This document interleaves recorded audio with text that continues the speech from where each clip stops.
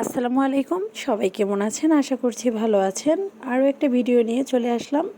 তো আজকের ভিডিওটা ছিল আমার ছেলেকে দিয়েই শুরু। তো দেখতেই পাচ্ছেন আমার বাবাটা কিন্তু দিন দিন বড় হয়ে যাচ্ছে আর একটু একটু করে হাঁটা শিখছে। তো সারাদিনই এরকম টুকটুক করে হাঁটতে থাকে। দুই হাতে দুইটা খাবার নিয়ে নিছে। তো এখানে পেঁয়াজু ছিল, পেঁয়াজু নিয়ে ও খাইতেছে আর খুব মজা করে খাইতেছিল। ওর কাছে একটু ঝাল ঝাল খাবারই বেশি ভালো লাগে। তো এই জন্য দুই হাতে নিয়ে একটু একটু করে কামড় দিয়ে খাচ্ছিল। তো ভাবলাম আপনাদের সাথে একটু শেয়ার করি।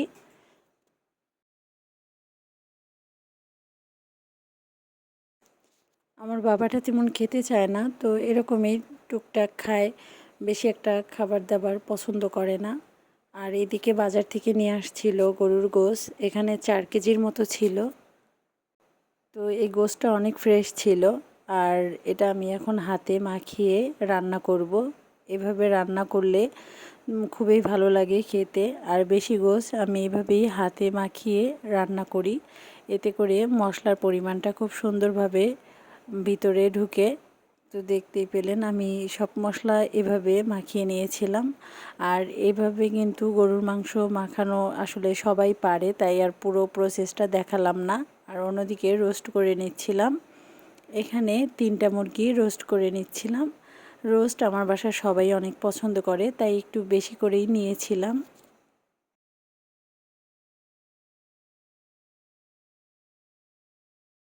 রোস্ট প্রায় হয়ে গেছে। তো এখানে আমার খুব গরম লাগতেছিল, তো ভাবলাম একটা আইসক্রিম খাবো। এই জন্য আমার হাজব্যান্ড বলতেছে দাঁড়াও আমি আইসক্রিমটা প্যাকেট থেকে বের করে দেই।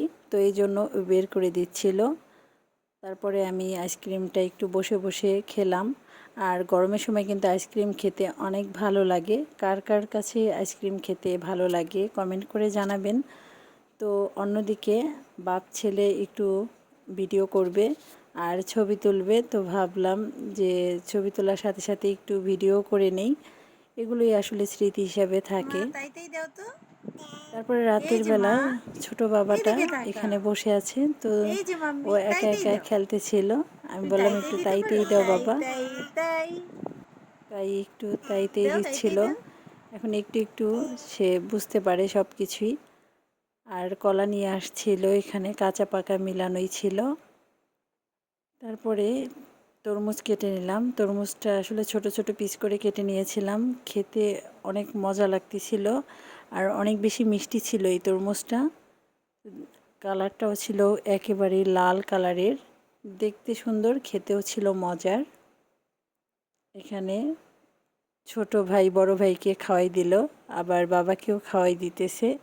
সে অনেক লক্ষ্মী একটা বাচ্চা, নিজে কম খেলেও সবাইকে নিয়ে খায়, এটাই তার ভালো একটা দিক। আমি সেমাই রান্না করব, এই জন্য চুলায় দুধ জাল করে নিতেছিলাম, গুঁড়া দুধ দিয়ে সেমাই রান্না করব। তো এখানে আমি সেমাইয়ের জন্য দুধটা জাল করে নিয়েছিলাম, তেজপাতা, চিনি, দারুচিনি সব কিছু দিয়ে আমি ভালোভাবে জাল করে নিচ্ছিলাম।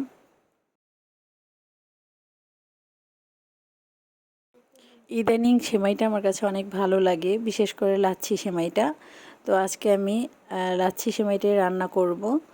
তো এখানে আমি খুব সিম্পলভাবে রান্না করতেছিলাম। এখানে সেমাইগুলো একটা ডিশে নিয়ে নিলাম।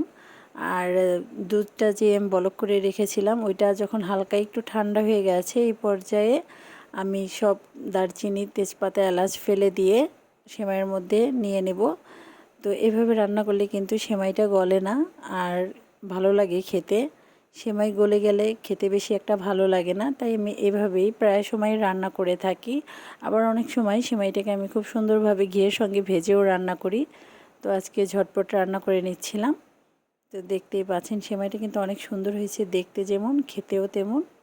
সবাই ভালো থাকবেন, আল্লাহ হাফিজ।